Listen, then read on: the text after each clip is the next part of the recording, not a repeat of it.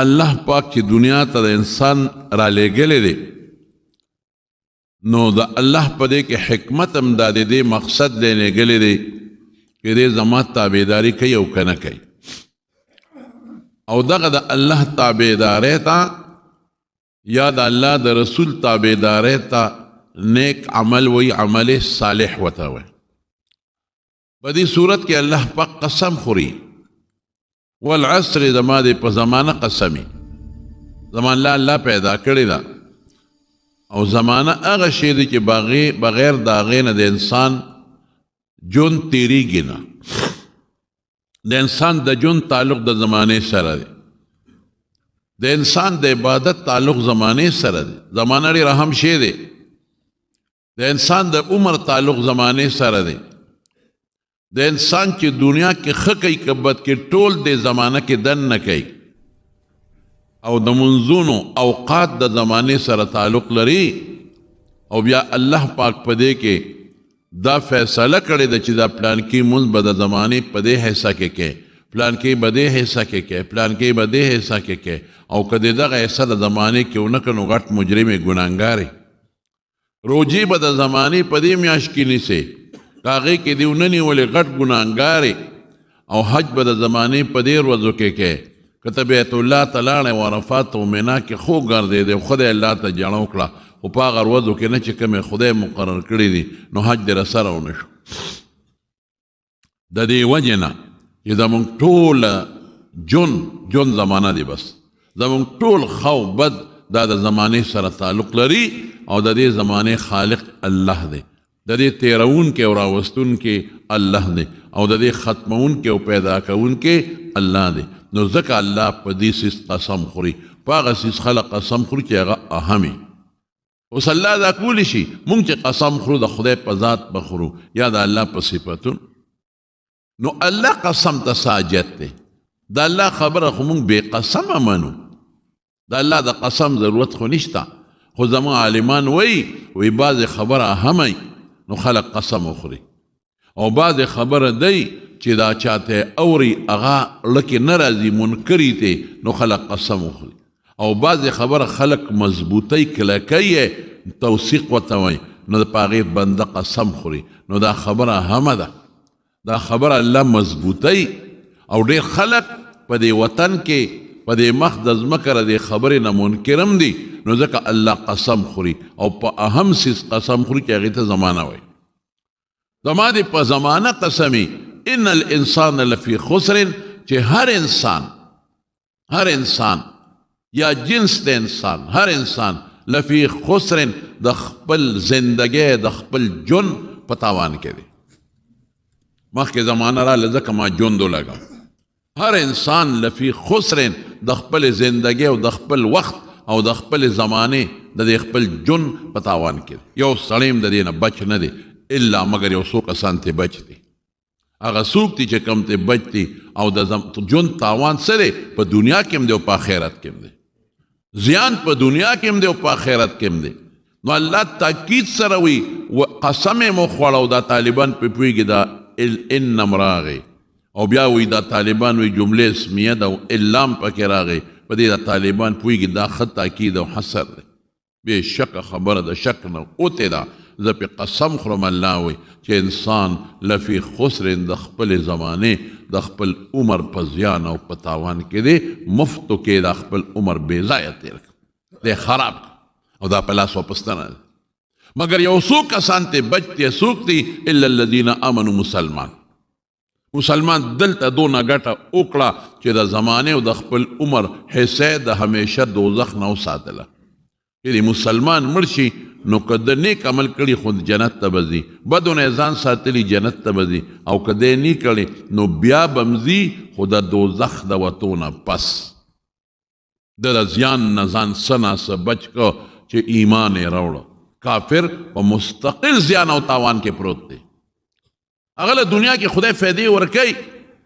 لیکن په قبر کې او زنقدن چې شروع شي به درته به شروع شو لاړه د ختمېدل بیا نشته په آخرت کې دی ما همیشه په دوزخ کې پروتي الله دې مساعد حدیث کې راځي رسول الله صلی الله علیه وسلم فرمای چې دوزخ نه د کافر وتل نشته او د کافر بیا په دوزخ کې خپلې طبقې دي لکه په دې جیل کې د بعضې جیلیانو یو ځای دی د بعضې بل ځای دی د بعضې بل دی د بعضې بل دی د بعضې اولی کې هلکه وي دته عمر قید شو خو سره د سزا نه دته عمر قید شو خو دی به سخته سزا تیری نو بیا هلته په جیلونو کې د چا سزا زیاتې د چا سزا کمی دقسې دوزخ یو جیل دی جیل هغې کې به را دوزخیان پراته الله دې مساعد چغې به وایي خدای ته د مارونو الله ته به زاري کوي چغې به وایي خو فریاد اورېدو والا نشته اورېدل دا چې فریاد والا ختم کی دا دوزخیان به چغې اووی الله ته او قرطبي او کتاب د تذکره ورته وي فی احوال الاخره یو حدیث نقل کړی وګورم حیران شم چې دی به زر کاله دا حدیث په ترمذي کې هم غالبا شته زر کاله به الله ته چغې اووی جواب به ورنکړي بیا به زر کاله صبر وکړي بلکې یو روایت کې اویا زره کاله زر کاله به دې صبر وکړي چې الله په صبر خوشحالېږي په دنیا کې به خوشحالېده صبر کوم که په دې مې معاف کړي چپ په د خولې نه چغ به نو باسي ویش ویش به کوي خو صبر دا چې خدای ته فریاد به نه کوي زر کاله خو به چغې کې الله ته یا الله ما وباسئ یا الله ما وباسئ یا الله ما وباسئ بیا به زر کاله صبر وکړي صبر فریاد به کوي چغې به وایي هغه خپل ویش ویش به کوي خو لیکن الله ته به نه وایي یاره که په دې خوشحاله شو بیا به هم څه ونه شي بیا به زر کاله الله ته بیا چغې ووایي نو چې زر کاله بیا چغې ووایي هلته ګورې کلونه او ورځې نشته دا د دنیا اندازه ده د دنیا په اندازه نو بیا به وله الله اواز ورکړي اخسئوا فیها ولا تکلمون چغې شئ لکه سپي ته چې منده وایي چغې شئ کورې شئ په دا دوزخ کې به پراته یې چغې شئ په دا دوزخ کې ما سره خبرې ونه کړي خبرې ونه کړي تاسو ته ما نه ویلې چې ما ومنئ زه منلم تاسو خو خدای نشته دې دومره کائناتو ته هم نه کتل دې ځمکې ته هم نه کتل دې سپومې ته هم نه کتل دې نور ته هم نه کتل دې خپل وجود ته دې نه کتل یو کاغذ بغیر د جوړونکي نه پیدا کیدی شي نه په دې لاره چې پچه پرتی نو دا بغیر د چیلې ګډې نه پیدا کیدی شي نه امام شافعي نه چا تپوس وکړو وایي د خدای په وجود څه دلیل دی وایي پچه چې په لاره پرتی دا معلومیږي د دې نه چې په دې لاره اوښ تللی دی په دې چیلې ګډه مثلا تللی دی یو پچه خو په دې دلالت ورکوي دومره لوی کائنات به په دې دلالت ورنه کړي چې دی له یو جوړونکی هم شته چې هغه الله دی یو رکوټې رومال بې جوړونکی نشي پیدا کولی داسې رومال به نه چې چا جوړ کړی نه او دومره کائناتو ته ګورې تا ته پته نشته دا دومره کائنات دې علم جوړونکی شته حضرت امام ابو حنیفه رحمت الله علیه ډېر هوښیار سړی و زیرک انسان یو ملحد و دهري هغه سره مناظره مقابله راغله هغه وی خدای نشته امام ابو حنیفه وی ته څه وایې ګډې وړې مې بادشاه هغه زمانې بادشاهان هم ظالمانو چې خبره به وکړه نو بیا به یې خبره د کرښې وه بادشاه وی چې دا سړی خو وایي چې خدای نشته دله څوک راشي دا پوه کې د سره مقابله وکړي د بادشاه دربار مقرر شو د مناظرې دپاره بس دپاره امام صاحب هوښیار چې دې سړي خو په عقل خلق والی دی دی به په عقل وی نور په قرآن شریف کې خو بلا دلایل دي د دې خبرې ما خو تاسو ته وی یو د توت پاڼه ده یو د توت پاڼه دا د توت پاڼه چې د ریخمو چینجي خوري خېټې ته لاړ څه ترې جوړېږي ریخم دغه د توت پاڼه په هغې د پاسه یو قسم رس پروتي رس د شاتو مچۍ پې کیني شات ترې جوړوي دغه د توت پاڼه چې ګډه چیلې خوري پچې ترې جوړېږي ته دې ته نه ګورې یو ځای کې دوه بوټي را زرغون شوي دي په یو ځای کې ویښ یو دی او بره دوه بوټي دي یو شان میوه کوي بل شان میوه کوي دې ته نه ګورې دې ته نه ګورې چې ته الوا پخه کې په کور کې او بارې کولو کې دی په یو سات کې څښه شي الله دله د کیلې په پوسته کې څومره خشته الوا پیدا کړی او تر څو چې د کیلې په دا پوستکي کې وي محفوظ به خو پوستکي نه لرې که نو څښه به شي ته دې ته نه ګورې چې خدای له د مالټې په پوستکي کې څومره خشته جوس پیدا کړی. ته دې ته نه ګورې چې د ګني په بن کې الله دله څومره ښکلي جوس او شربت پیدا کړی. ته دې ته نه ګورې چې د انار د خشته دانو کې دله الله څومره خشته شربت او جوس پیدا کړی. ظالمه د انار دانې تا جوړې کړي دي. وای هاي قمقله صرف د دنیا د لالچ ته پیسو د وجې نه. ای د خدای بدبخته لږ یو موټرګي دپاره خدای نه منې. د دومره کائناتو ته ته نه ګورې، تا ته پته نشته. دا نظام په خپله چلیږي. یو ځای کې مې چې ته بیان و پخوانۍ خبره ډېرې زمانې په دې نوښار کې ما ته جاوید دلته یو ډاکټر دی داسې بې عقیدې غوندې دی وی خلکو ته وی چې ما له راشي او زه وله دارو ورکړم او جوړ شي. نو یې بیا وی چې زه خدای جوړ کړم. نو هلکه چې خدای جوړولي ما له څه له راتلی دارو ما درکړلی وی خدای جوړ کړم. مې دا ډاکټر صاحب زما د روډ سپیکر د اواز اوري وی یو د خوا کې دوکان دی. مې ښه ما وی ډاکټر صاحب ای ډاکټر صاحب دا دارو چې تا دله ورکړل دا د پلار جوړ کړل؟ دا چې د کومو بوټو نه جوړ شوي دي، دا چې د کومو سیزونو نه جوړ شوي دي، هغه سیزونه د پلار پیدا کړي دي؟ دا تا چې په کوم لاس د مریض په نبض کېښود او تا په دې دماغو د هغه بیماري معلومه کړه، دا دماغ دله پلار جوړ کړی دی؟ دا لاس دله پلار جوړ کړی دی؟ دا دماغ چا درکړي دي؟ دا سترګې چې ته مریض ته ګورې چا درکړي دي؟ دا زړه چې ته پې د مریض د حالت معلومې چا درکړي دي؟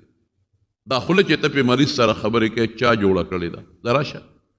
او مې بیا چې دا دارو ته ورکې او معدې ته لاړ شي دا په معده کې دننه څوک ازموي؟ الله په دې یو ګولۍ کې خو بلا سیزونه وي، په دې کې ویټامنز A دي او B ده او فلان او فلان او کیلشیم او کاپر او ویټامن C او ویټامن D او فلان کې بلا سیزونه په دې ګولۍ کې په دننه پرتي، په دې پلته د پاسه لیکلي. دا چې معدې ته لاړ شي نو دا په دې معده کې په دې وینه کې دننه خدای پاک تقسیم کی، نو چې کم شي ته د کیلشیم ضرورت نو هلته رسیږي.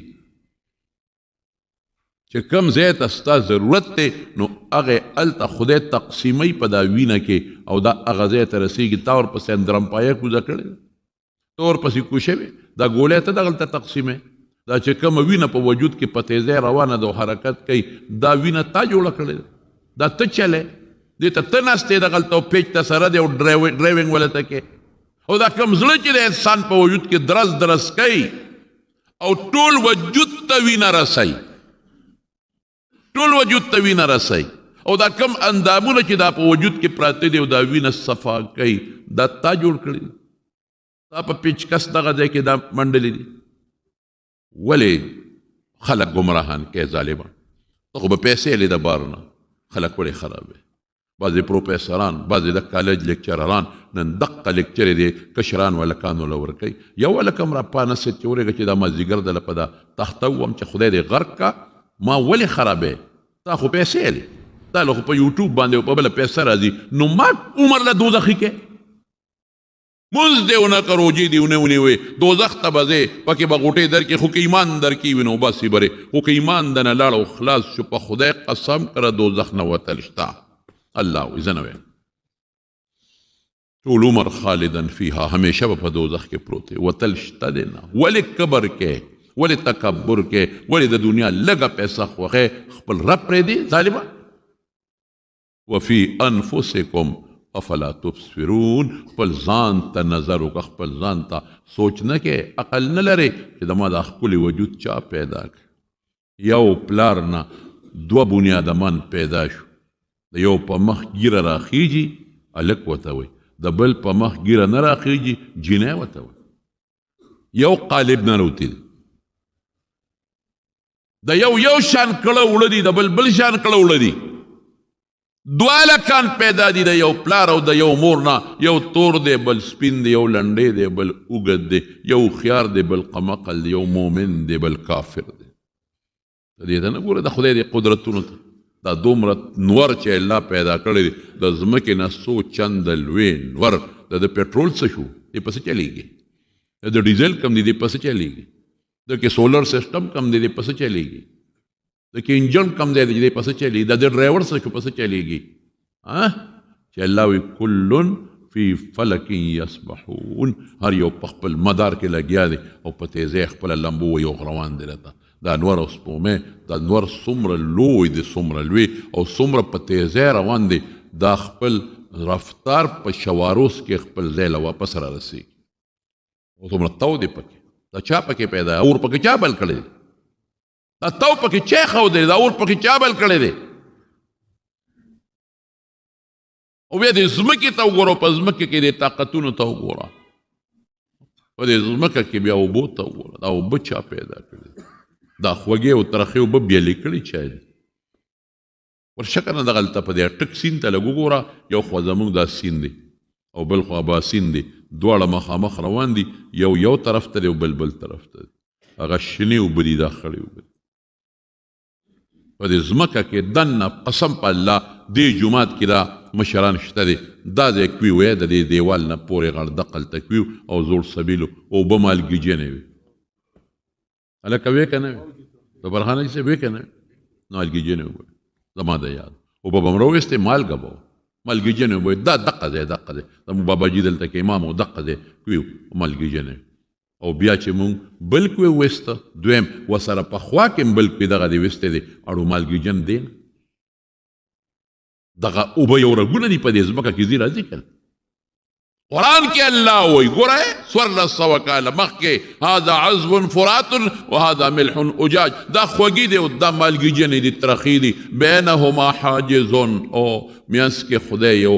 بند پیدا کړی چې ترخې خوږو سره نه ملاویږي خوږې ترخو سره نه ملاویږي دا خوږې او ترخې د یو بل نه په ځمکه کې چا جدا کړي دي الله ساینسدان نه دي کوی شوی انجینیر نه دي کوی شوی ډاکټر صاحب نه دي کوی شوی مولا نه دي کوی شوی دا الله جدا کړي یو رګونه دي په ځمکه کې یو رګونه یو ځای کې وباسه مالګیجنې ترخې بل ځای وباسه خوږې دننه اړو یو ځای کېږي نه یو بل سره الله قرآن کې فرمایي دا بېده جوړونکي نه دا کیدی شي سوال نه پیدا کېږي او دلته به بعضې خلک راپاسې عقلي خبرې وکړي دا داسې او دا ولې داسې او دا ولې داسې او دا ولې داسې او دا ته خدای دې بېخ وباسه خوارشې خلک خرابې ځان ګمراه کوې پوهې شقه مقله د کالج سټوډنټ هلکه بچې مه کوه خدای ته وګوره مه کوه دا ښکلی وجود الله درکړی دی نن به یې درله راوپرځئ د خولې نه به دې ډیوه په جوړئ بیا او اوبه به ترې لاړې به ترې بیږي د لاس نه به دې سمسی جوړئ د دې خپې نه به دې کونټی جوړئ او بیا به د ګرځېدو نه مه کوه والله که ډاکټر دې بچ کړي والله که ساینسدان دې بچ کړي والله که د دنیا یو طاقت دې بچ کړي مه کوه والله که د خدای د یو ماشي مقابله څوک کولی شي نن دنیا لګیا ده د ډینګې ماشي علاج چا رونه ویسته میډسپرین ګولۍ خوړه دنیا لګیا ده نن دنیا لګیا ده کینسر هلکه لومبۍ سټیج کې علاج به وشي دویم کې به وشي دریم دا 4 نمبر سټیج دی د علاج نه کېږي ختم نن دنیا لګیا ده د لیونو علاج چا رونه ویست او لګیا دي قرآن وایي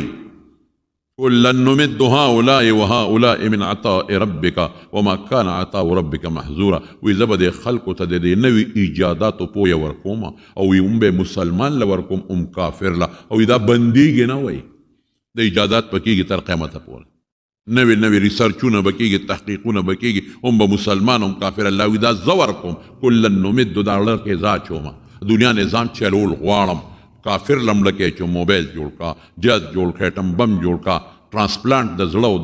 د جګر وغیره دا جوړ کو کافر ته بم دا کوم الله وایي ته مو چې دا ما کړي دا الله کوي ته به خپله خواري کې الله به سره مدد کوي نو دا څیزونه چا جوړ کړل الله ډیران د پاسه بوټي ولاړ دی لکه ډیران د پاسه ډیران سره شی څښا کېږي که نه څښا کېږي ډیران د پاسه ګنې ولاړ دی او د ګنې په بند کې خشته شربت او جوس پروت دی او څښا نه شو او خدای څه بادشاه دی داسې مضبوطه په ډیران ولاړ دی ماشي ډېر دي او حشرات ډېر دي داسې مضبوط ګیلاس یې جوړ کړی دی کلک بند پوستکی دی تاو کړی دی چې دې جوس ته نقصان ونه رسوي د دې جوس نه چینی جوړی د دې نه ګوړه جوړی دا انسان استعمالی د دې نه د دنیا نظام چلیږي نو کلک پوستکی مالټې له کلک پوستکی چې دا ماشي پکې هغه خپل زهر وردننه نه کړي دا څوک کوي دا رب العالمین کوي الله کوي نو حضرت امام ابو حنیفه دربار مقرر شو د بادشاه هغه د بادشاه مجلس کې مناظره مقابله شوه امام صاحب قصدم لږ لیټ لاړ هغه دهري چې خدای نه مانه شور جوړ کو چغې جوړ کړې دا ستاسو امام دی پټ شو که نه جواب نشي کولی وتښتېد رانغې کله خلک هم حیران مسلمانان هم حیران دي چې امام صاحب دا خو دې موږ ټول رسوا کړو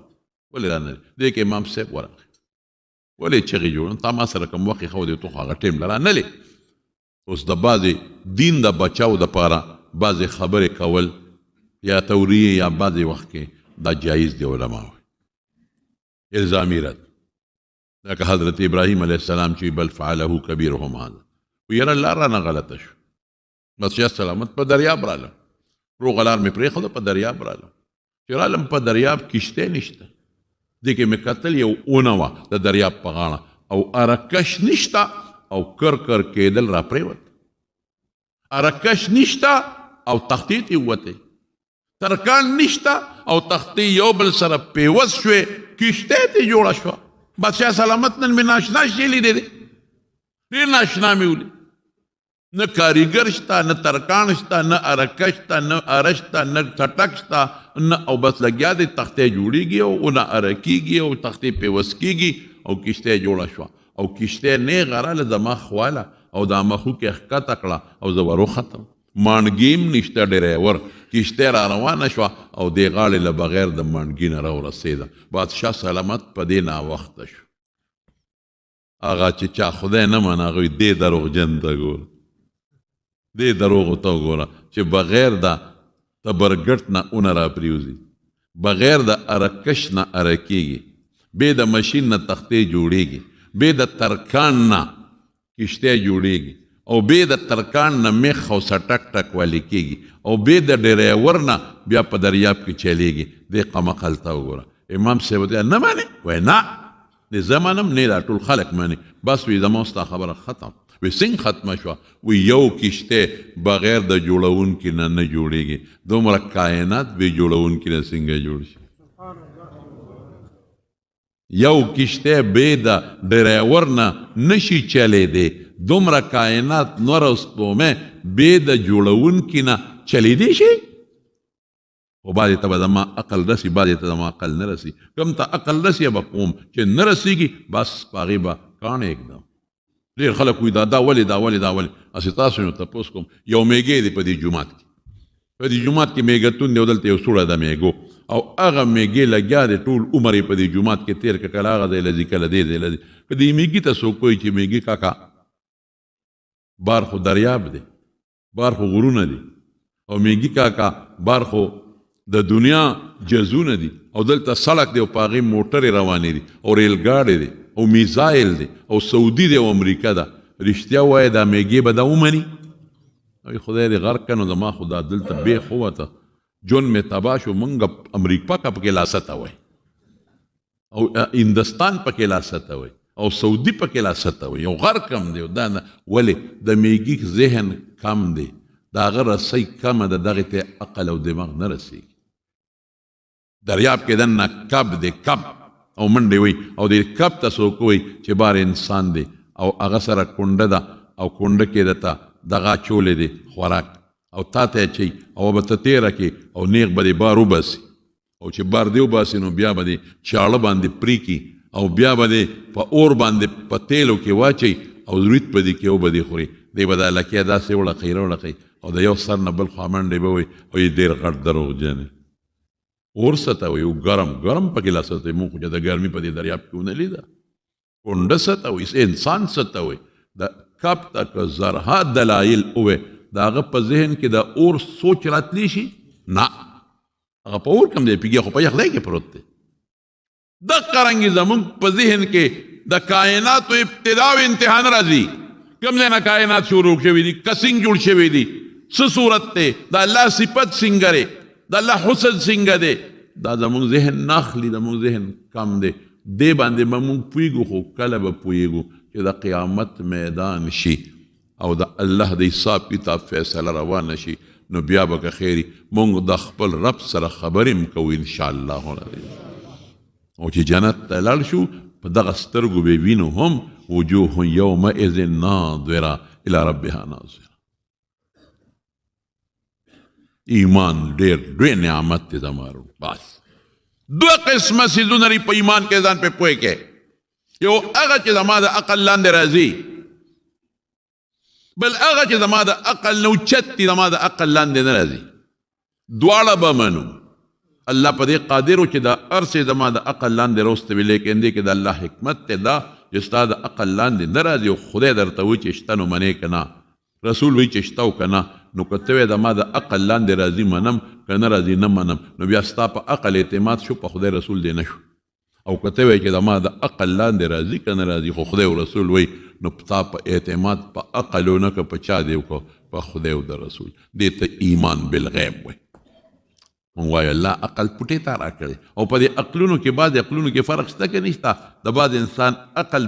کمزوري وي او د بعض انسان عقل مضبوطي. د بعضو سترګو نظر کمزوري دی، د بعضو سترګو نظر تیز دی، د بعضې د غوږ اورېدل کمزوري او د بعضو تیز، د بعضې د وجود طاقت کمزوري د بل تیز. دقه رنګې د بعضې عقل تیز دی، د بعضې عقل کم. خبره که د عقل لبوتله نو بیا خو به فرشتې هم نه منې. خبره که د عقل لبوتله نو بیا خو جنات او پیریان به هم نه منې. خبره دې لبوتله چې زه الله ووینم اله منم، نو ښه ماته ووایه، ماته ووایه وایي دا خوشحالي ماته وښایه، خوشحالي ټول خلک مني، ماته وښایه. غم ماته وښایه، شابه. وایي دا زوی چې مړ شي دا غم نه، دا غم خو د زوی د مرګ د وجې راځي. د زوی مرګ خو غم نه دی، د هغې د وجې راځي. خوشحالي خو د انسان چې پیسې وموني یا وادو کې د هغې د وجې راړي. خوشحالي او غم د اړه کې پروت دی. ما ته یې څوک وښایي، ما ته یې څوک تیاره وښایي، رڼا دې وښایي. یا رڼا تیاره منې که نه منې، ته ما ته وښایه. که ته وایې دا رڼا ده، دا خو بشیرجان دی، دا خو بشیرجان دی. که ته وایې دا رڼا ده، دا خو د خښتې دیوال دی.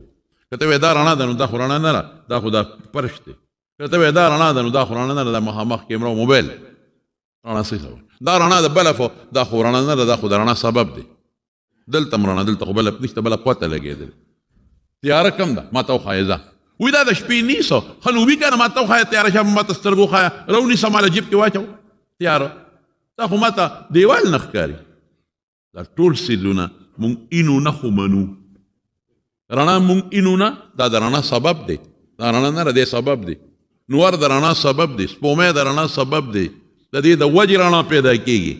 ټول خلک رڼا مني خو وینې نه، خوشحالي مني خو وینې نه. هوا ما ته وښایه ځه. ټول خلک وایي هوا او هوا او هوا او هوا هوا. راوړه که نه په چای کې واچوه، د هوا لږه تلو چې دا څومره ده، ځه راوړه له غوندې. نه جي شته که نه شته، نو ما ته وښایه هوا که نه. یخني ما ته وښایه که نه، واوره ده که نه، واوره خو د یخنۍ سبب دی. د واورې د وجې یخني پیدا کېږي، ما ته وښایه یخني. او ورسره یې یخني یخني. ډېر څیزونه لري په دنیا کې چې مونږ ته ښکاري نه خو مونږ یې منو. مونږ ته ښکاري نه خو مونږ یې منو. ستا په دې وینه کې او ستا په دې وجود کې ستا د بچو سلسله پرته ده. مونږ ته پته نه لګي، یو وخت کې به میدان ته راوځي بیا وروستو. جینۍ لا ماشومه ده او د هغې په وجود کې د هغې بچي او لوڼه پراته دي، خو لا پته نه لګي وروستو به میدان ته راوځي چې کله پیغله شي او دا واده شي. نو د مارونو خبره مې دې پورې کوله درته چې لوی نعمت څه شی دی؟ ایمان. ایمان چې وي بس دا کامیابي ده. ایمان چې نه دا تباهي ده. ایمان چې وي او نیک عمل ورسره دی، نو نیک په نیغه به جنت ته دی چې ګناه ورسره دی. یا الله راته معاف کړي. او که نیک عمل نشته، بد عمل دی، نو دوزخ ته به ځې او هلته چې وډبولی شي نو هله به ځې. دا جنت پاک ځای دی. جنت کې چې کم حورې دي نو قڼې مڼې به یې ني. د دنیا کې ډېره ښکلې جینۍ هم ده او ښایسته هم ده، خو لاس کې به یې رومال نیولي او چې زور ورکړي د سپېموله نو دونه ګن به ترې راوځي چې هغه مور هم ترې مخ بل طرف ته یې خدای دې مرداره که لږ اخواته دا پوزه سوڼاوه که نه، هېته خدای دې غرقه که. خلکو مخکې د میلمه مخکې د سپېمې سون کړې نو بلا رې ترې راوویسته. ګوره ښایسته جینۍ ده، خو پوزه کې څه شی پروت دی؟ پوزه کې زعفران او دغه پراته دي، جیفل او زعفران او دا څه ورته وایي مشک او عنبر پراته دي. نه که نه، د خدای مقابله کولی شي، دا ښایي درته. او چې ښکلی انسان مې او ښایسته انسان مې خلک ته قربانېږي او یو وخت دا خوله ونه وینځي او مسواک ونه وینځي ونه کي او دا خوله درته رانږدې کي، بس زه وایم خدایه په ډیران کې خاښۍ والې ده انسان څه حقیقت دی ښکلی انسان خشته انسان او چې کله بیا بوډا شي مونږ غوندې بوډاګان شي نو کونټۍ به راوالي او چې ورپسې نورم بوډا شي نو ملا به راټیټه شي بیا ملا به ټیټه شي یا خدای پاک ملا خو ټیټه شوه او یو بوډا بابا په لاره باندې روان و د ملې ټیټه وه نو ماشومانو پورې خاندل دا وړونه خو شیطانه ممان غوښتی یو ماشوم ته بابا وي دا لیندرې په سو اخېشتې ده هغه ته بچې چې زما عمر لره ورسې مفتو کالذي به راته میلوي خیراتي به درته میلوي داسې ده که نه او بیا خولې نه غاښونه وځي هغه ښکلی لږ خشته لږ چې بوډاوالي ته ورسېده مخ چې پړ شو د سترګو نظر ختم شو کونټۍ لاس کې راوالي بیا خبرې هم سمې نه شي کولی هغه جینۍ چې خوبصورته جینۍ ده او خشته جینۍ ده او د خلکو رشتې ورپسې په منډه روانې دي ولې د هوښیاره ده او دا ښکلې ده مال او غواړه مال او غواړه مال او غواړه مال او غواړه هغې نه هم ځان روکي اوس چې لا په لاره روانې 2 موبایل یې ورسره په لاس کې 2 موبایل او چې کله بوډۍ شي مخ چیپړ مخ او دا پوزه یې داسې بار روځي چې تور باټینګن مخ چیپړ او د دې مخ نه او د دې شکل نه زړه جورابه جوړه شي زړه پوسکی ته جوړه شي ختم او چې غاښونه یې موځي نو بیا خبرې هم نه شي کولی خبرې کې کپ کپ کپ کپ بیا خبرې هم څه شو ځواني دی حسن څه شو بیا د خپلو بچو هم بدي شي د ټولو پسې د الله طاقت او قدرت ته ګورې زبارو دغه انسان د یو وخت کې خشته دی بل وخت حسن لړ ختم شي دغه انسان د یو وخت کې خشته دی بل وخت حسن لړ ختم شو دغه انسان د خوشبویه انسان دی چې غسلخانې ته ننوځي نو خپل ځان نه پوزه په سرومل پټه کړي دونه بین ته روانې چې هغه خپل بوی هم دی نشي برداشت کولی او په لسو لوټو ځان نینځي بیا ځان صفا کوي او پاک کوي خېټه کې څه بلا پرته اوله ښکلې خبره چا کړې ده اوله نطفة وآخره جیفة وفيما بينهما حامل للعذرة لومبه د انسان ګنده نطفه ده اخره کې مردار ده دغه کې پروتي په قبر کې او چینجي پې د پاسه سري او په دې منځ کې په دې خېټه کې څومره ګندې ورچولې دغه د انسان حقیقت رسول الله صلی الله علیه وسلم یو ځل په لاره روان د مدینې په لاره باندې صحابه کرام ورسره حضور پاک له خوا الله هوښیارتوب هم ډېر ورکړی یو ځای کې یو ډیران دی مشترک غونډې ډیران په هغې باندې دا بعضې پخوا زموږ په دې وطن کې اوس خو ډیرانونه هم ګران شو هر سړی ځان له خپل دغه کوي پخوا به مشترک ډیرانو خلکو هر چا به راوړل په هغې به خځلې مزلې اچول شامیلاتي ځای کې په ډاک کې به پروت صحابه تېرېدل زرې پوزې پټې کړې د دواړو جهانو مبارک سردار ودرېده وایي دا پوزې مو ولې پټې کړې وایي د دې ډیران د وجې نه وایي دا ډیران څه شی دی وایي د الله رسوله دا ګندګي ده د انسان د حیواناتو غلازت دی حضور پاک وفرمایل نه دا هغه شی دی چې د کم دپاره رور وجني دا خشته ډوډۍ وه ډوډۍ دا خشته غنم جوار او رزق و خو چې د انسان خېټې ته ورسېد دغه شی ته جوړ شي رزق دپاره خلک وجني ډوډۍ دپاره خلک وجني خو چې دغه ډوډۍ او رزق چې ته پې مسلمان وجنې او ورور پې وجنې او پلار سره جګړې کوې او مور سره پې جګړې کوې دغه رزق چې ته پې ګاونډي وجنې دغه رزق چې تا پې رور پرېښی دی دغه رزق چې تا پې خپلې خور سره روانه کړې ده څونه عزتمن خو چې ستا خېټې ته ورسېد دغه شی ته جوړ شو چې اوس پوزه پټه یاره د انسان عجیبه حقیقت دی دی که نه تاسو یو هفته 2 ملمبې څونه سخابین بدنه دي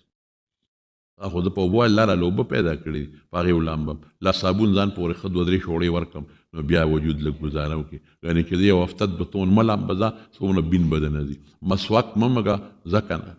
دا غوږونه یې مه پاکوه نسخه د خیر او د ګن نه به ډکي دا خپې دې مه پاکوي او څو د لمینځه نسخه خپې به ترې جوړه شي انسان څه حقیقت دی سړی لرې کوم قبر ما کې او پتا کې بیا قبر او مټې او زه دیم او زه دیم ته څه شی یې ځه دا خو د انسان کله کله ویم د انسان دا حسن هلکه ګورې ګپ لګومه دا جامه حسن دی څه شی دی دا جامه یعنې دا جامه د انسان نه لرې که ټول درب دی درب ګیا ده او دربونه دي او غونډې دي غونډې او لختي دي دنه ټول اجامه تل ریکا ټول غرونه دي لختي دي درب او غایا ده او ټول غونډس کې منډس کې دي دا خو بجامه ته خشته یعنی خدای ته چې د خېټه نه بده ماشومان یری ته کمیس لري کو دا خېټه د ماشومان او تخکاره کا د شپې د ماشوم د هارت اٹیک نه مړ نه شو د جوړم در هر سړی ځان پوری پینځه بالا خېټه ګرځي سړی دا خو پجامه خولي او قبر بنا کوي قبر بنا انا چې څوک خدای نه مانی څوک رسول نه مانی دا پیسو د قبر د لاس ظالمان غرق او تباش خدای دې د قبر نه وساتي الله تبصر ټیټو ایمان دقه دی الله تبصر کته کو ایمان دقه دی الله قدرت په منو ایمان دقه دی الله علم په منو ایمان دقه دی ځان به د خدای په مخامخ کې کمزور غنم دقه ته ایمان وي دا به مې عقیدی چې خدای کم وخت ته ما رانیوي شي نو ستا خوښه ده یو ساعت کې ویرو پلان کې مړ شو هلکه ولې دا خو بیګم ما سره مونځ کړی دی بس هارت اٹیک را نورزاده دی خدای وبخي فوجیت دا قضیه بناستو مخامخ دا چې کوم ستن ده دلته بن 13 جمعه هم د ستن ته ډډه والي هره جمعه به دا قضیه ما ته مخامخ ناستو ډډه به یې والي و خبرې او جړل به هم غریب چې خبره به کوله سترګو نه مخکې به یې دی او دا یې نن جمعه نشته لاړ وفات شو ختم ژوند داسته اختیار کې نه دی که ته وایې چې نه دا خو هر څه زما په لاس کې دي ځکه نه ځان بچ که د مرګ ځکه نه زوی بچ که د مرګ نه ډاکټر صاحب پلار بچ که د مرګ نه مور بچ که د مرګ نه نشي بچ کولی یو سړی په لاره باندې روان و چې ته یو باغ کې و یاره وایي دا څنګه خدای دی د نارنج ته وګوره دونه پوټې نه میوې ورکړې هندوانې او کدو ته ګوره پوټې زړې دی او ناری زیلی ده او دومره غټ پیټارې ورکړې دې اونې له دا کدو پکارو کې دا بره دا پیټه کدو دې اونې له دا هندوانه پکارو ځکه ونه غټه ده او دا ناری زیلی ده نو دې له دا دغه پکارو دا نارنج او مالټه دا څنګه خدای دی دې ناستې چې د بره یو نارنج یې په دې مازدیګر را پرېوت وی خدایه توبه توبه توبه خره چې د دې په دې هندوانه نه وګنې اوس پې زوړ اندر ته رسولی اوس به بېغمه الله هر شي کې د مارونو حکمت دی ګوره هر شي کې د خدای حکمت نو الا الذین آمنو نو امام قرطبي وایي چې دا کافران په دوزخ کې پراتی او دا فاسقان ته وبس صرف کافر پاتې شي بیا به ورسره څه چل کوي خبر یې بیا به د فولادو یو کافر به د فولادو په یو صندوق کې بند کي جرانده به کې بند او دغه صندوقونه به داسې پړی کي لکه په بټۍ کې چې خښتې پړی کوي او په دې منځ کې به اور بلیږي او دا کافر به د فولادو هغه صندوق کې دننه تړقیږي نه به یې څوک چغه اوري نه اورېدی شي او دا نه ختمېدو واله زندګي ده ژبه به ځان پسې درې سرور میله راکاږي د یو کافر وجود څومره دی حضور پاک فرمایي چې د جهنم اور ته ورکوټې وجود کم دی ټینګېدي چې خو دردېږي 48 میل یعنی 80 کیلومیټر کې به د ناستې ځای به یې دونه بغټي یو غاښ به د احد د غر عمری او ځان پسې به شپږ او 7 میله ژبه راکاږي او دا دوزخیان به پرې پاسه خپېږدي او مرګ هلته نشته او غول او متیازې وینې به ترې لاندې بیږي هغه به د دوزخ په ویښ کې جمع کېږي حمیم ورته وایي دی به وږي شي یا الله او خوراک راکا وږی شم خوراک کم دی نو زقوم ورته وایي په دوزخ کې به کېږي الله قدرت ته به نه سوځئ دوزخ کې زقوم لکه ابراهیم علیه السلام چې ور ونه سوځو زقوم مار جړی ورته وایي تریخ هم دی ستغم دی لکه کچام لوکه او ازغیم دی پکې اچې ولا راوړي دی به اوږې خولې ته کي په دې مرۍ کې به ونښلي اوهو دا به څه کېږي دا خو مرۍ کې ونښته الله وبراکه دنیا کې خو به چې زما شی مرۍ کې ونښته اوبه به تېرېده وبراکه نو اقه حمیم غساقه های خدایه وم ساتي خدایه وم ساتي خدای د کبر نه مو ساتي رسول الله مبارک فرمایي اب ولا اغوبا ګرمې بروړې به څه شی وي د دوزخیانو وینې نوونه قڼونه غل متیازې دا به دوزخ کې خوټ کېږي یو بورقه د هغې حضور پاک فرمایي که دنیا کې راتوی شوه یو بورقه د ترمذي جلد ثاني حدیث دی یو بورقه که دنیا کې راتوی شوه ټوله دنیا به بدبویه شي، د بدبویه نه به څوک جون په دنیا کې تیر نه کړي. وایي څه حال به د هغه چا چې دقه خوراک او څښاک نو چې ولې سینګه راوړي مری کې شی نښتې دی والا نو چې دلې سینګه راوړي نو دې تېرولی چته شي نو هلته مری کې نښتې دی په دې خوله بیا وله ورواڼئ فقطع امعاءهم کلمې به ترې لاندې وغورځئ. یشوي الوجوه د مخ سرمن به یې هغې کې لاندې راوغورځېږي او باقي به هغه فرشتې راولي په دا سر به یې وله ورواڼئ خو مرګ شته نه هلته. بیا به یې خدای برابر کړي، بیا به یې برابر کړي او دا چغې به وي الله دې مساعد په لږو پیسو او په لږ کبر او تکبر او په لږه خرمستۍ موږ د همیشه دوزخ وګټو. زه چې چېرته د انګریزانو ته وګورم زه یم خدایه څونه ښایسته وجودونه دي ټول عمر د دوزخ خشاک. نوې کشر کول ته وګورم نو توبې وباسم چې بچې زما څه دي پکې، زما خو تا ته نصیحت دی، پیسې خو دنه نه غواړم، دولت ته نه غواړم، تا ته نصیحت کوم، په تا خفه کېږم چې مه کوه او ایمان باندې ځان قایم وساته، د خپل خدای نه انکار مه کوه، د خپل رسول نه انکار مه کوه، د خپل قرآن نه انکار مه کوه، د قبر او د آخرت نه انکار مه کوه، برباد بشې. د دنیا دې پیسو د لالچ دپاره ځان مه غر کوه ظالمه بدبخته. بعضو ته د عقل رسی بعضو ته نه. په دنیا کې هم ډېر څیزونه دي چې هغې ته اوس اټم بم باندې که ما څوک پوهیږم زما عقل ورته نه رسي. په میزایل او په دې څیزونو که ما څوک پوهیږم ما له رشین کا زه په اټم بم او په دې قصو مې اړو پوهېدی نه شم نو زه به انکار کوم. دې څیزونه په دنیا کې مې بعضې خلک پرې نه پوهېږي نو دی به انکار کوي. دقه رنګې زما ورونو پیغمبران خدای په دې څیزونو پوه کړي، موږ پرې نه پوهېږو، زموږ هغه مره دماغ عقل ډېر ورته نه رسي. نو ایمان لوی نعمت دی، الله دې موږ له د ایمان نعمت راکړي. مسلمان الله مني، بیا چې مسلمان د الله رسولان د الله کتابونه مني، بیا چې مسلمان الله الله لا اله الا الله کوي، قسم دې دا د خدای ډېر خوښ دی. موږ د خدای ډېر خوښ یو، قسم مې درته وخوړ موږ یې خوښ یو، خو موږ د خدای نه ځان لرې ساتو. موږ هغسې مینه خدای سره ونه کړه څومره چې د الله موږ سره ده، موږ یې ډېر خوښ یو. مونځ ته چې ودرېږې او سر ښکته کې په دې به الله نه خوشحالېږي. زه تا ته سر ښکته کوم ته خوشحالېږې، ګناه ګټم، نو چې الله ته سر ښکته کې الله به نه خوشحالېږي، الله ته چغه ووایي الله به نه خوشحالېږي. دا د طبراني حدیث دی چې یو ځل څوک چغه کړي یا الله، یو ځل الله 3 ځله اواز درکوي ولې بنده ولې بنده ولې بنده،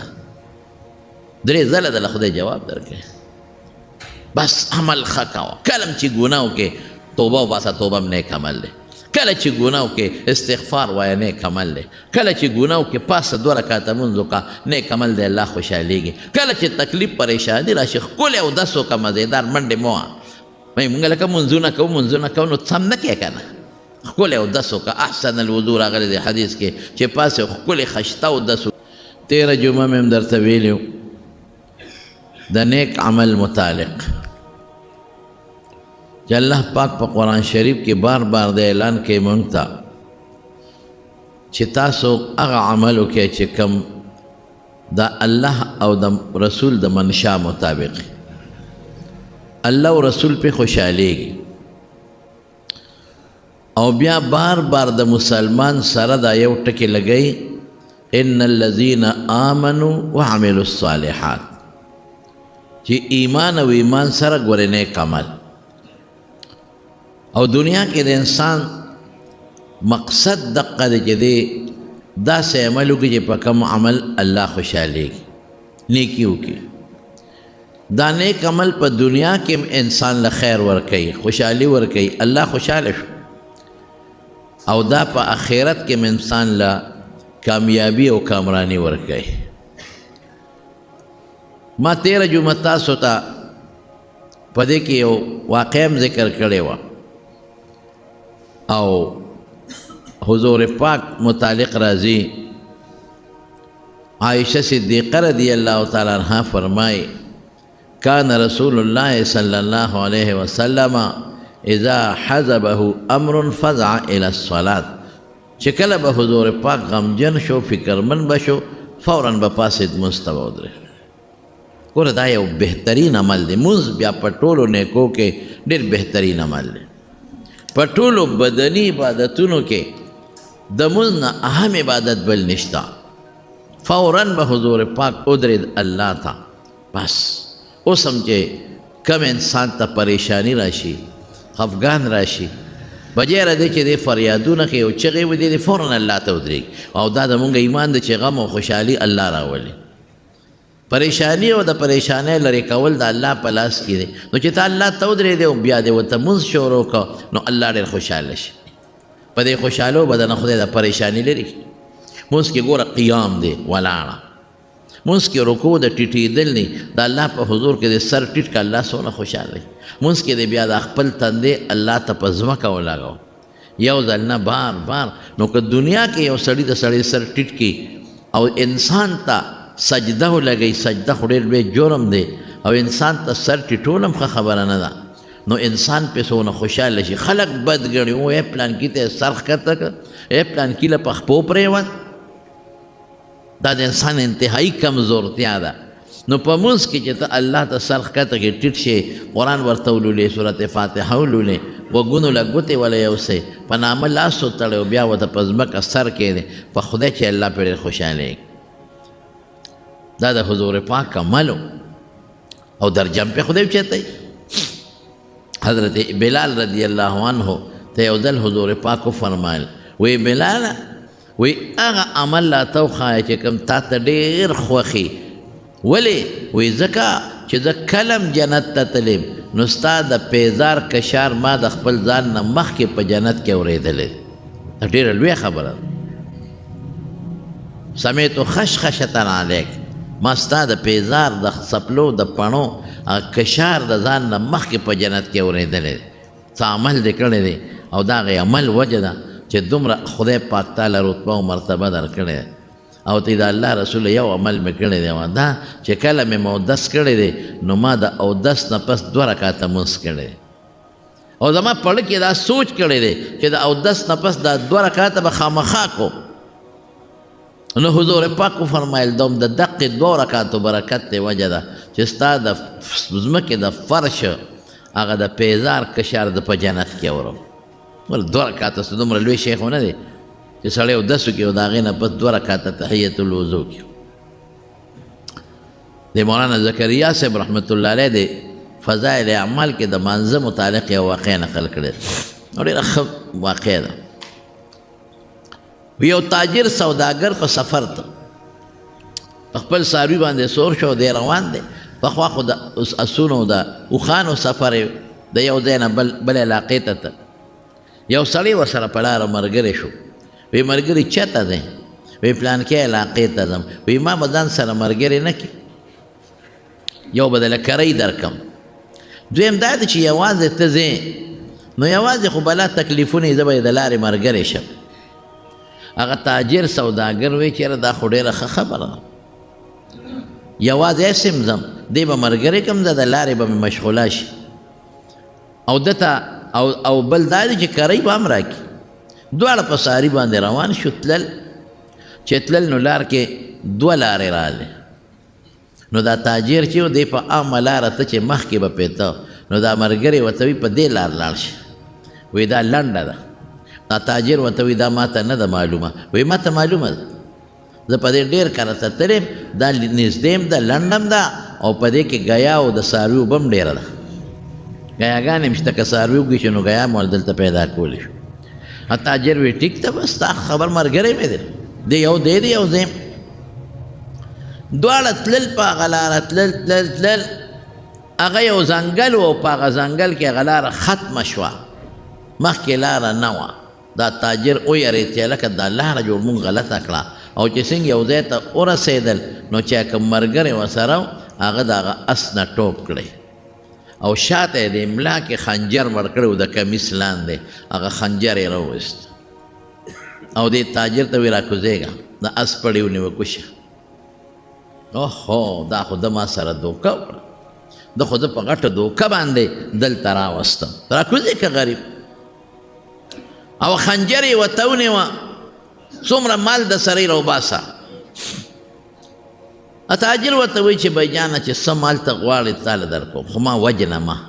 ولې وجنه ستا مال پکار دولت پکار دی بس ټیک ته د تاجر یم ځان سره پیسې مې راغښتې دي او څیزونه به اخلم ها دا پیسې واخله خو ما وایي نه نه نه ړومبې به تا وجنم وروسته به دا پیسې اخلم چې تا جمدې پرېږدم خو ته تا ته زما ټول رازونه ښکاره دي زما پته راته لګي او زما سیسټم او کاروبار در سره خرابېږي سبا به ته الوې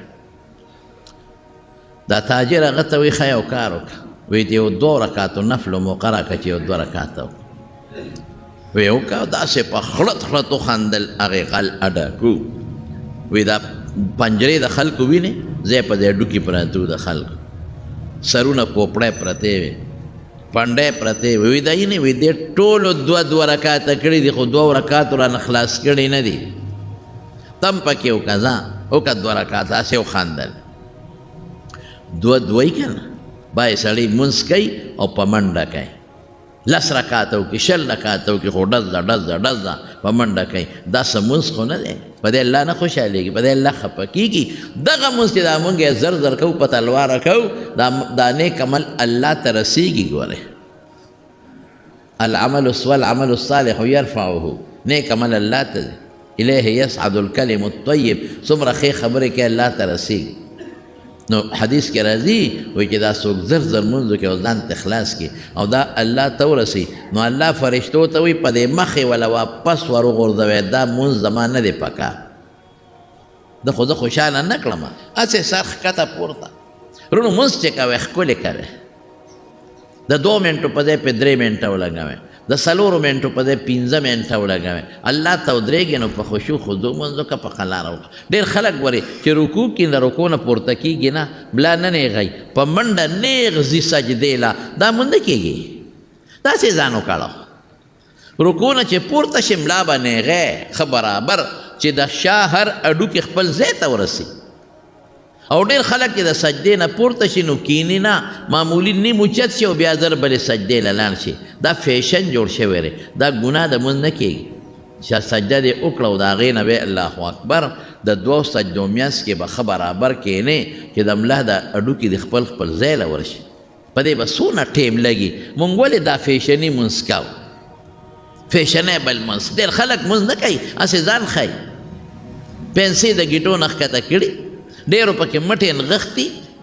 او ډېر خلک سرتور مونځ کوي ما نه څوک تپوس وکړي سرتوره باندې مونځ مې سرتور هم کېږي ولې نه کېږي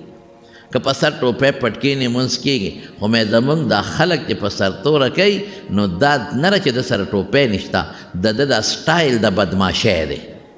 د تکبر او د کبرجن شکل یې جوړ کړی دې ځان خلکو ته ښیي دا خپل سټوکې او دا سر خلکو ته ښیي اوس که یو سړی د ټوپۍ نشته یو سړی د پټکې نشته رومال نشته پروا نشته و د کې مونځ یې کېږي دا نه چې نه کېږي خو زمونږ خلک په دغه سوچ نه دی د هغه سټایل چې هغه د بدماشۍ غوندې وي او داسې د تکبر غوندې وي او مارکیټ کې څنګه ګرځي سر یې سټوکې کړي او په هغه انداز راشي خلکو ته ځان ښیي چې زه خو په دې شکل کې مونځ کوم دا بیا ګناه ده دا بیا ناروا دی خلکو ته خپل سټوکې ښې او هغه لوی شان خلکو ته ښې او مټې دې رانغښتلي خلکو ته هلکه ته خدای سره تکبر کوې لوی کې د خدای ظالمه الله ته عاجزي وکړه ښکلي مونځ وکړې نو قبلېږي او چې دا د منډو مونځ دي نه قومۍ د رکو نه پاسېدل او نه پکې جلسۍ د 2 سجدو په منځ کې کېناستېدل او مونځ هم په منډه منډه زر زر کې دا ته خدای پورې خندا کې په حقیقت کې پیسې چې شمارې څونه ټیم پې لګې ځه وایه څوک چې د 1 لک روپۍ درکړي چې ها دا ستا قرض واخله رښتیا ووایه په یو ځل شمېرلو د یقین هم نه راځي کله ورته ګوته په شرۍ شولم دی او کله ورته ګوته په خوله لم دی او کله سپېمه کې منډې او کله په یو طرف راړی ورېږه یو طرف نه شمېرو نو بیا ورېږه اوس یې د بل طرف نه شمېرو هسې نه چې ته نوټ پکې کم نه نو دومره ټیم چې مونږ پیسې شمېرو مونږ خدای له نه ورکوو منډه منډه منډه منډه دا مونځ خو ته الله راضي کوي په دې الله راضي کوي ښکلی نو هغه سړی ورته وایي دا اډوکې چې ته یې نه وی دیم 2 کړي دي منځونه رانه اخلاص کړي نه دي تم پکې وکړه داسې ویې خندل دې پاسې چې د دوی مونځ به جدا او زما جدا دی الله ته ودرېد ښه په خشوع خضوع او مونځ یې شروع کړه چې صورت فاتحه وې اوس غریب یریږم چې په مانځه کې دا خبیث را باندې غزارونه کې یو آیت یې خدای خوله له راوسته انابت الله ورته وایي زمونږ طالبان چې کله د خدای ته رجوع کړه الله مدد کوي یا الله ته ودرېد قسم په خدای چې الله دې مدد کوي الله دې ځان ته راکاږي بیا خو چې په صحیح طریقه ته الله ته ودرېد یو آیت یې خولې له راغی امن یجیب المضطر اذا دعاه اوهو یو سړی محتاج دی او خدای ته چغه وواله څوک شته چې د ده مدد وکړي ما سوا د الله نه بل څوک نشته چې د ده مدد وکړي داسې ټکې خولې له راغی من یجیب المضطر یو سړی محتاج مضطر دی والله ته چغه وواله شته داسې څوک چې د ده دا غم ختم کړي دا فکر ختم کړي دا ټینشن ختم کړي او ورته ووایي چې درلم در رسېږم شته څوک نشته بې د الله نه پیسې خو چې د پلار نه م غواړې نو شل خبرې به راته وکړي نه یې درکوي زوی نه م غواړې د نه یې پټوي رور نه م غواړې نه یې درکوي ښځې نه م غواړې وي نشته ښځه خاوند نه م غواړې وي نشته زه الله نه غواړه الله خوشحالېږي مونږ خفه کېږو الله خوشحالېږي دا آیت یې د خولې نه ووته چې دی ووته نو ناګانه یو شاه سوار غیبي را پیدا شو او د اس د خپو ټسار یې دې په منځه کې اوري او چې څنګه راغی د هغه هغه ته ور مخامخ شو دی یې پرېښو دا منځګزار دا تاجر هغه ته مخامخ شو بس هغه سره ښه مضبوطه نیزه وه او په نیزه یې دا غل ښه مضبوط وه داسې وه چې لا اور پې بل شو په دې غل غرغنډي تې اوچتې شو په هغه ځای اوس وځېد د سوداګر خپل منځ خلاص که او هغه اس والا ته ویره وري خدای را سره خو که ته څوک یې زه خو د مرګه بچ کړم د خو ظالم زه وجلم پیسې م اخېستې وم مال او دولت او اس او دی وجلم هم تا سره خدای خو که یې څوک چې زما مدد دی وکړي چا خبر کړی چا راوستی یې څوک او ورته وایي زه دغې آیت غلام یم چې دا تا کوم ولسته امن یجیب المضطر اذا دعا د دې آیت نوکر یم د دې غلام یم بس تا چې دا آیت څنګه ووې نو اسمانونه وجړقېدل ول الله په قرآن شریف کې په خپله فرمایي شته څوک مضطر محتاجه چې ما نه وغواړي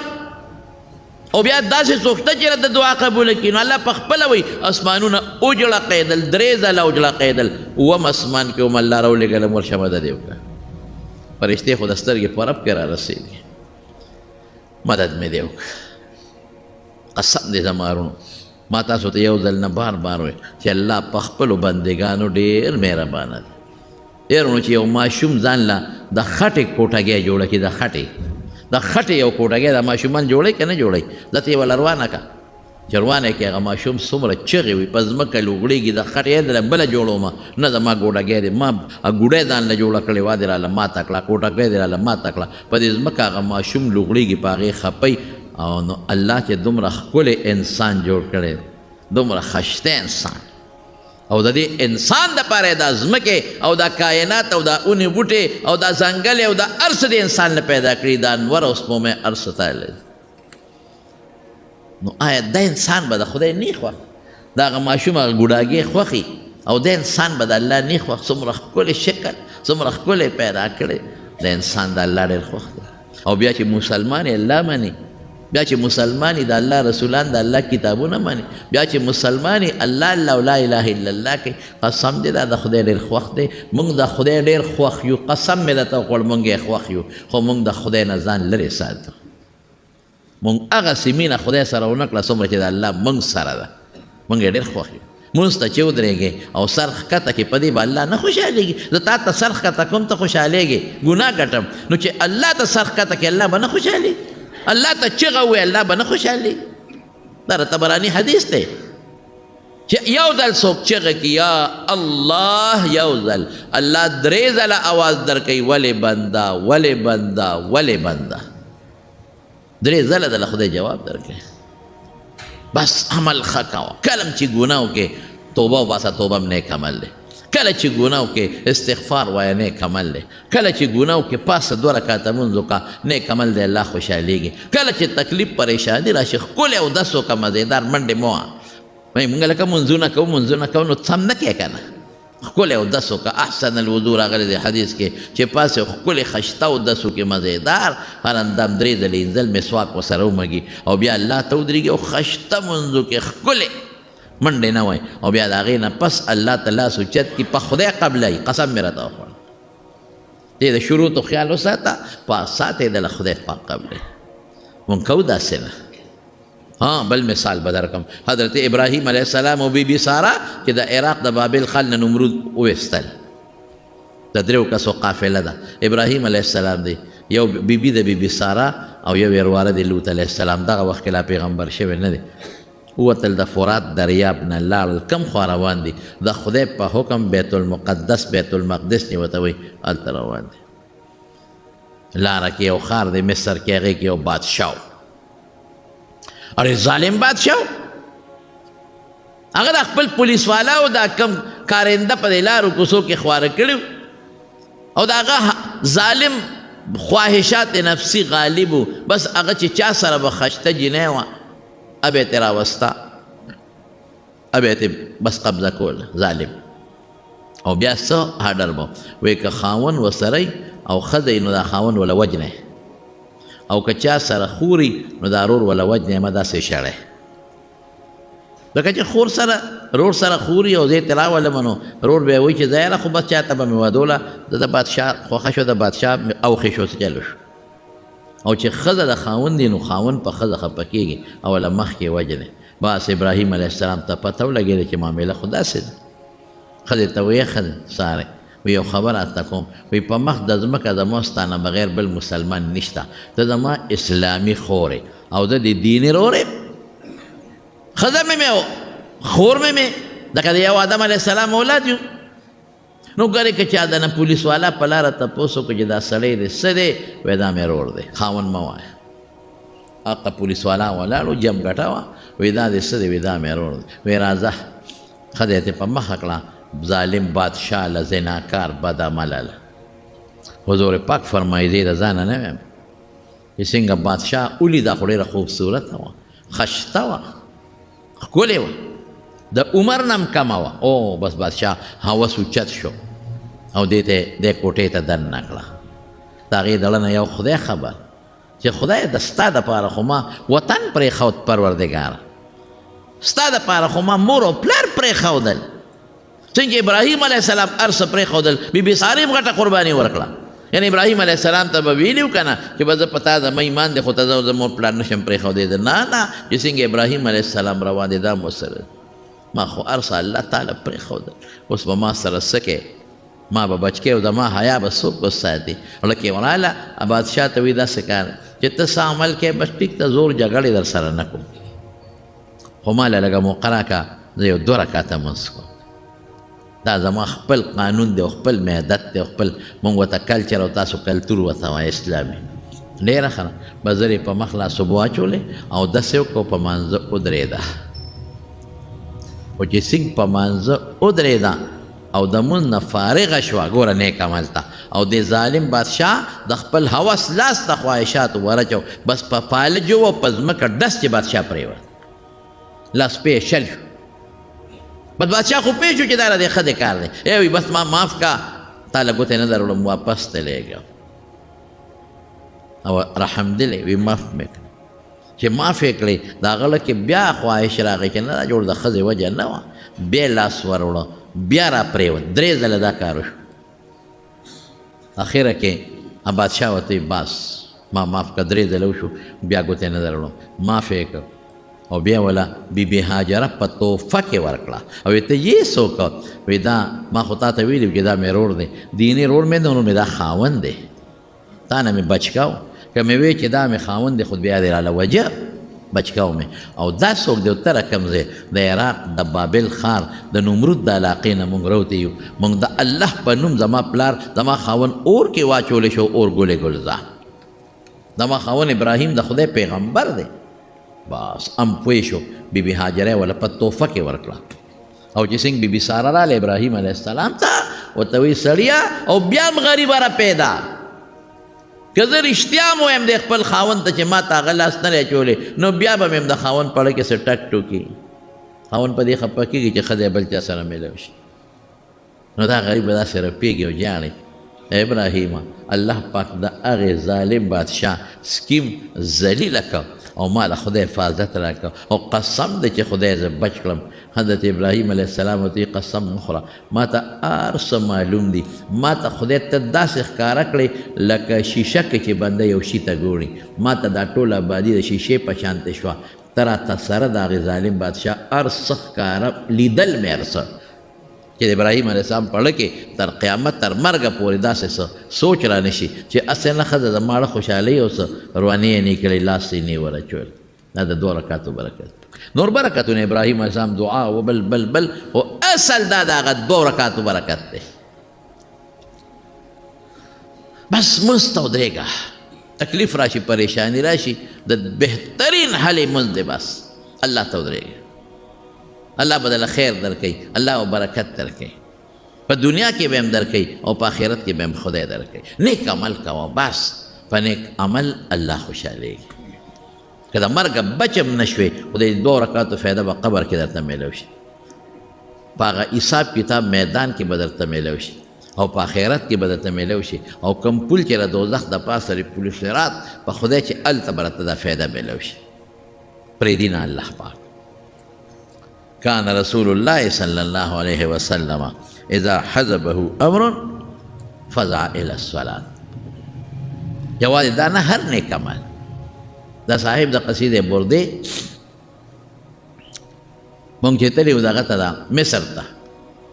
مصر نه بیا لرې یو 3-4 ګنټو په مزل یو ښار دی، هغې ته اسکندریه وایي. نو مونږ لاړو اسکندریې ته، یو غټ ښار و، مونږ د سیل به مو بالکل د دریاب سمندر دریاب په غاړه اسکندریه ښار دی، او د سلطان صلاح الدین ایوبي قلام پکې ده، او حضرت دانیال علیه السلام قبر هم دی پکې، نور هم پکې مقدس ځایونه دي. خو هلته د کمال یو شی دی، هغه د صاحب د قصیدې بردې قبر دی. جومات ته ورسره خوا کې هلته مونږ ورل. دا څوک و؟ مونږ چې ورلو هلته په هغه دیوال په کم ځای کې چې دی دفن دی، نو په ټول دیوال باندې دا قصیده لیکلې شوې ده. د به شعرونه وي، شاعر او هر قسمه شاعران، خو تاسو ته پته را رسوئ، خو چې کم شی والا مخې راغی نو هغه پسې غزل جوړئ او هغه پسې شعرونه جوړئ، هر څه چې وایي د ښځو صفتونه کوي او که دروغ وایي او که هر څه وایي. علم تره څنګه دی فی کل وادي یهیمون، هر طرف ته د دوی ذهن تاویږي را تاویږي. نو ده به هم د هغه زمانه دا وه چې د بادشاه به خلکو صفتونه کول، د هغې په اشعارو کې به یې د بادشاه صفت کو او بادشاه به یې انعام ورکو. دا یو د هغې زمانې یو رواج و. زمونږ خپله چې ماشومانو څوک به د حج نه رالل که نه، نو خلکو چې عالم به نو خلکو به ورله څیره جوړه کړې وه. اوس دا د کاغذونو څیرې وي، هغه به یو نظم جوړ کړی و، نو په کاغذ باندې به یې لیکلی و، او هغه شی به یې ورله په تحفه کې پیش کړه چې ها دا ما تاله څیره راوړه، هغه به کور کې وې ځانده و. دا پخوا رواج و. مونږ په شیخو کې د شیخو مولانا عبدالمالک صاحب رحمت الله علیه، د مولانا معتصم بالله صاحب دی والد صاحب و د حج راغلی، زمونږ باباجي ورسره تعلق و، نو هغه وله دقه څیره جوړه کړې وه. یو غټ کارډ به و، په هغې باندې به نظم ولیکه. ما ته زه چې ځو وی دا به ورته اورئ. اوس هم ما ته یاد دي د بیت الله نه په خیر رالی او د خدای د کور نه په خیر رالی، جومات کې ودی د نظم مې وی او بیا مې وله هغه شی ورکاغل. دا یو رواج و هغه زمانه کې. نو بادشاهانو له به خلکو ولیکه او هغه به یې یوړه هغه بادشاه له او هغه به انعام ورکو. دا زمانه وه. یو ځل ورته چا او دې اخره کې غریب پالج و پرېوت په کټ کې، چا ورته وایي چې فلانکي دومره نظمونه د بادشاهانو د کمبخته لیکلي دي او پیسې دې ترې اخیستې دي، چاته د حضور پاک په صفت کې د سنت لیکلی دی او که نه؟ یاره وایي دا خو ما اوسه پورې نه دی کړی. یو نعت یې ولیکه د رسول الله مبارک په صفت کې، ناشنا نعت یې ولیکه. دا قصیده چې کومه قصیده ده دی ولیکله، دی ولیکله ډېره ښکلې د رسول الله مبارک صفتونه دي، صفتونه دی ولیکله. او ده شو، چاته هم نه ده ورولی، ښځه هم ته نه ده خبر، بچي هم ته نه دي خبر، بس ماسخوتن یې دا جوړه کړه وده شو چې د سار وختي به دا نعت خلکو ته ویم، بچو ته به ویم، ښځې ته به ویم. سړی خو فالج والی په کټ کې پروت خوب ویني د شپې. ګورئ د پیغمبر صفت، د بشیر جان دا دومره غټ غر زمونږ ولې خوښ دا د پیغمبر مبارک صفتونه کوي. نو زمونږ خوښ دی، نور دکې څه خیر دی، به خدای که د 2 روپو خیر هم پکې وي، خیال دی را. خو زمونږ په دې خوښ دی چې د رسول الله مبارک مدح دی او د پیغمبر مبارک صفت کې یو ښکلې صفت. الحمدلله خدای پاک ولا اواز هم خشته ورکړی دی، ښه مزیدار سب بم اواز دی، بم. امین ته هم ورسره لګیا سه که ته ورسره نعت وایه که وی زه خو داسې ښکارم لکه چې قویقاب غر سره یو بچکرې ولاړ زما ولا دا واس سره یو بل سره نه لګېږي. الله دې خوشحاله کړي، بشیر جان دې الله خوشحاله کړي. نو سیب وی هغه قصیده نعت به ووایم، تاسو په قصیده نعت مې جوړ کړه د حضور پاک. وده شو چې وده شم د شپې مې نبي کریم صلی الله علیه وسلم په خوب کې ولید. ما د الله رسول ما خو یو نعت جوړ کړی ستا دپاره. وی شابه ووایه. ما ورته په ښکلي اواز شروع کړ او حضور پاک راته را سر مبارک داسې ړقی خشته مې وویل. او یقینا حضرت حسان ابن ثابت به حضور پاک ته هغه به شعرونه ویل.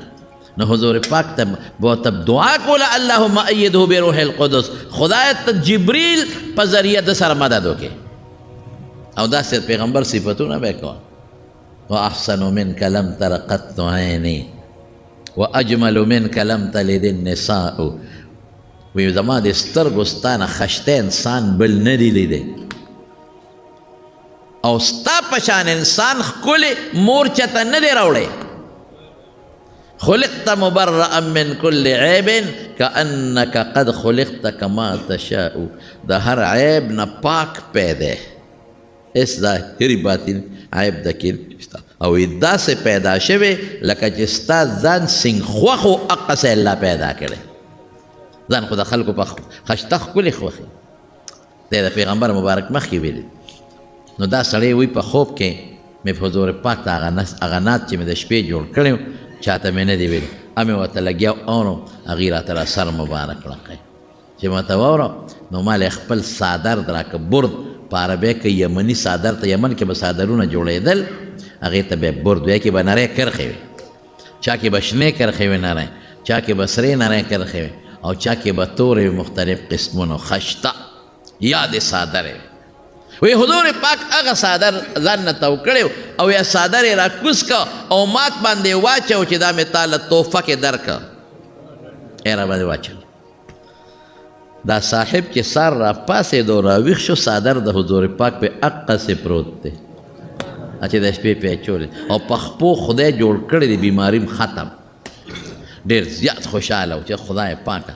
د پیغمبر یو صفت مې جوړ کړ او چې څنګه راووت د کور او مانځله سار ځي نو یو سړی وله په منډه مخې له راغی. وی شابه دا قصیده صادر نه ونیو. وی بېګا چې د حضور پاک وی بېګا چې د کومه قصیده جوړه کړې ده ما ته واوروه. حیران شو ورته ویې ده ته څه وایې؟ ما څه قصیده جوړه کړې ده؟ دې نه خو زما ښځه زما بچي هېڅوک هم نه دي خبر. ولې؟ وایي چې بېګا د رسول الله مبارک ته اوروله او هغې راته را سر مبارک لقو نو ما لیدلی نه علاقې عالم. ګوره څومره یو نعت د حضور پاک یو صفت د رسول الله مبارک څومره برکت په خدای پاک ورکړي. د رسول الله مبارک صفت که څوک په نظم کې بیانوي او که څوک په نثر کې او داسې کوي په دې کې ثواب دی. ګورئ الله په خپله د پیغمبر صفت په قرآن شریف کې یو ځای نه او بار بار کړی او موږ له هم ترغیب را کړی. نو هر نیک عمل د پیغمبر مبارک درود شریف ته ولې نه د حضور پاک صفت او بیا چې د الله صفت کې الله به پې څومره خوشحالېږي. زموږ د فنونو یو کتاب دی د دې فنونو د اوایل پکې لیکلي دي د دې مصنفینو د حالات لکه څه نوم یې د نظام دغه تذکرة المؤلفین دی غالبا هغه دغه دی تذکرة المصنفین دی که مؤلفین دی. ما ډېر پخوا کتلی دی نو هغه ما نه هغه مصنف هم هېر شو چې چا لیکلی دی خو ما سره پروت دی هغه کتاب. نو هغې کې وجیبه واقع لیکلې ده د عبدالرحمن جامی رحمت الله علیه واقع لیکلې ده. د عبدالرحمن جامی زموږ د طالبان د علما چې کله د فنونو کتابونه ښیي که نه نو د هر استاد د کتاب هلته تاریخ طالبانو ته بیانوي. نو دغه کتاب کې د دې ټولو مصنفینو د فنونو د هغوی د استادانو هغه تاریخونه لیکلي شوي ما سره پروت دی. نو د عبدالرحمن جامی رحمت الله علیه دا هم ډېر لوی بزرګ و ډېر نیک سړی لوی عالم و. دا یو کتاب یې لیکلی دی د کافیې او حاشیې یې لیکلی دی شرح به ورته ووایم الفواید الضیائیه او خلق ورته شرح جامی وایي.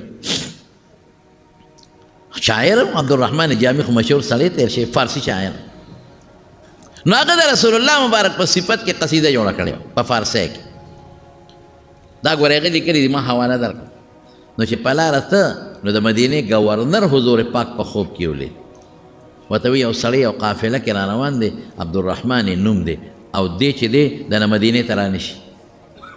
هغه پولیس والا مقرر کړل او چې کومه قافله تله هغه یې لټوله دغه قافله چې دی پکې را روان و هغه قافله لار کې راونیوه عبدالرحمن جامي پکې دی او صاحب تا ته اجازت نشته ته ځه واپس شي دی واپس که چې واپس یې که چې پولیس والا خوا شو دی په بله لار راتاو شو بیا قافلې له راغی قافله خو په پیاده تله به لار ورځې به لګېدې ورپسې شپه بیا ګورنر خوب ولیده رسول الله مبارک ورته فرمایي وایي هغه سړی تا نه بیا راغی ما درته نه وایي چې مې را پرېږده د پولیس والا ته ووایي هغې بیا لاړل دی را روانو قافله کې ورته ویې ته موږ منې نه کړې بیا واپس کړه په درېیمه شپه بیا دی بیا راغی قافلې ده په درېیمه شپې بیا حضور پاک ګورنر صاحب په خوب کې ولید وایي تا ته زه نه وایم چې دا سړی د ناراضي مدینې شریفې ته او ته یو سړی غم نشي کولی به د پولیس والا ته حکم وکړه وایي ورشه دا سړی که بیا راغلي ګرفتار یې کړه دی قافله کې را روان بس پولیس والا ګرفتار کړه موږ دې منې کړو ته بیا راتاو شي موږ دې منې کړو بیا راتاو شي په څلورمه شپه بیا ګورنر صاحب خوب ولید حضور پاک ورته فرمایي وایي دا سړی دی ولې ګرفتار کړه دا خو څه غل ډاکو مجرم نه دی چې ته ګرفتار یې دی ورته په خوب کې الله رسول تا راته وفرمایل چې منې که نو دی نه منې کېږي راځي نو ما ځکه ګرفتار کړه حضور پاک ورته فرمایي وایي ګوره داسې کار دی چې مجرم نه دی ډاکو نه دی پرېږده خو ده زما په صفت کې یو قصیده جوړه کړې دی یو نعت به ورته ویم جوړ کړی هغه دومره مزیدار دی چې که ده زما مخکې دا نعت ووی ممکن ده چې د لاس سره وباسم او ده سره په خیرالي وکړم ورته ووایه چې دا دی وی او مخامخ پرېږده مخامخ دی نه وي مات پټ دی ووایي دا نعت ما نه هېر شو هغه سره د یوسف زلیخې باندې یو ده لیکلی د یوسف زلیخې واقع په اشعارو کې لیکلی نو هغه د هغې سر هغې کې دا اشعار شته دی ما نه سر هېر شو بیرون آور سر از برده یمانی دا یو پکې راته یاد شو بیرون آور سر از برده یمانی که روی تست صبح زندگانی محبوبه د دې ښکلي یمني څادر نه د سر بار راوباسه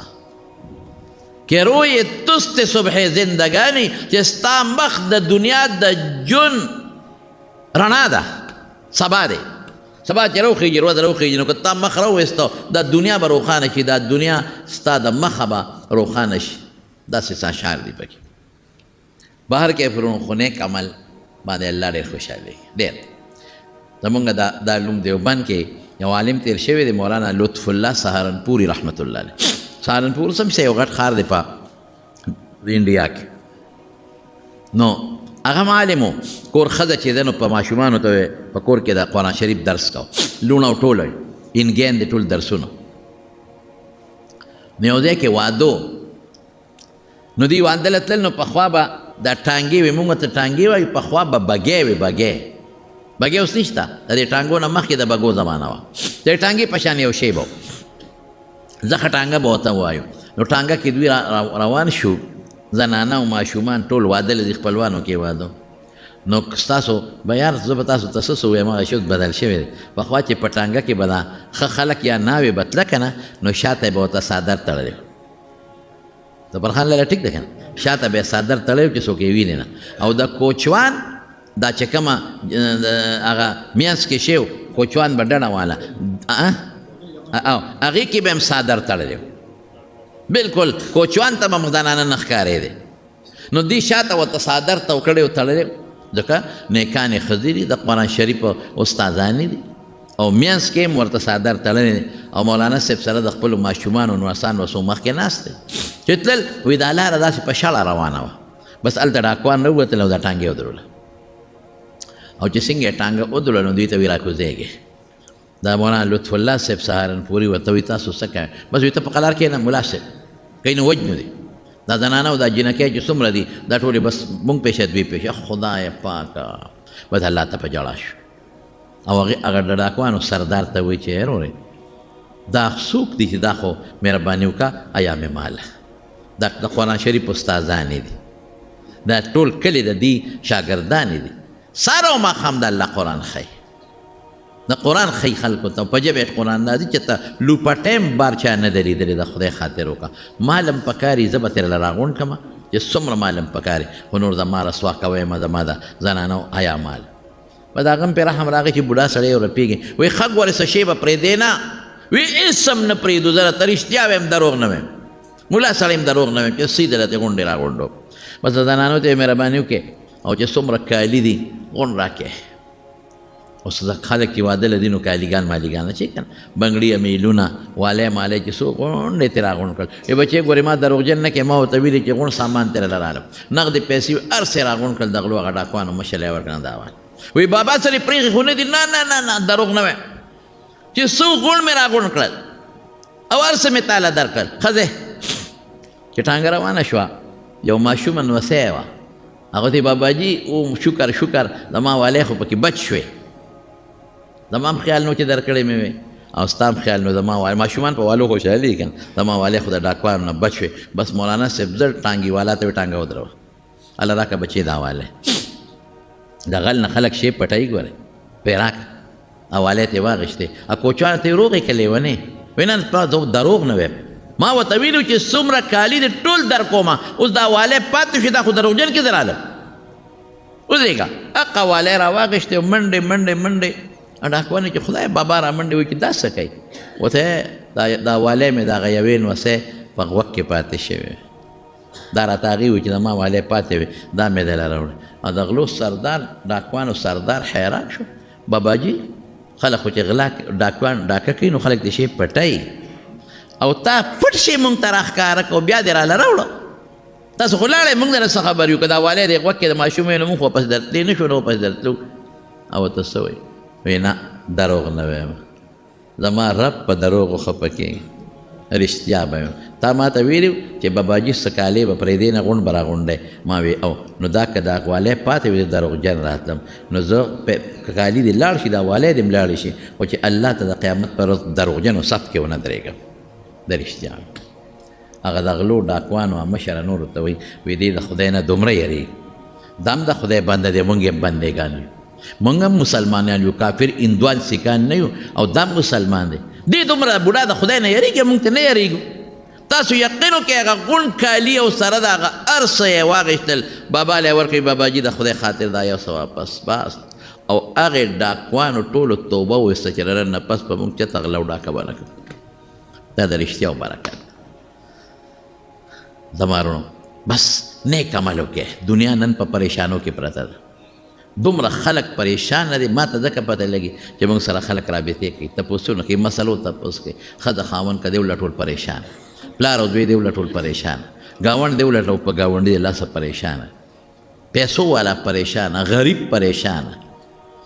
مالدار پریشانه مسکین پریشانه مولا پریشانه مقتدی پریشانه ښځه پریشانه سړی په پریشانۍ کې دی او دا به راته وایي یاره چې د مال خبرې مه کوه بس هر څه برابر دی خو ټینشن دی په ګولوده کېږي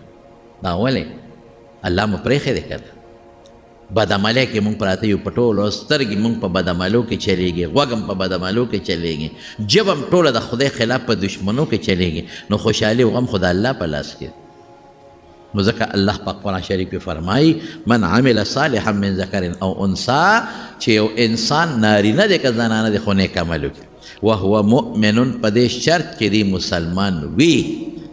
د اسلام نه بغیر نیکی اس فایده نه ورکوي فلنحینه حیاتا طیبة په دنیا کې به ښکلی ژوند ورکو مزیدار ولنجزینهم اجرهم باحسن ما كانوا يعملون دنیا کې چې د څومره ښکلی عمل وکړه اجر به زه دې نه ښکلی ورکوم الله فرمایي او نیک عمل کوئ په نیک عمل تاسو نه ستړي کېږئ معمولي غوندې عمل دی الله پې خوشحالېږي هر هغه کار چې الله او رسول پې خوشحالېږي دا نیک عمل دی او هر هغه کار چې الله او رسول پې خفه کېږي بد عمل دی نو ټول تاسو په دې پوهئ چې الله او رسول زما په دې کار خوشحالېږي او که خفه کېږي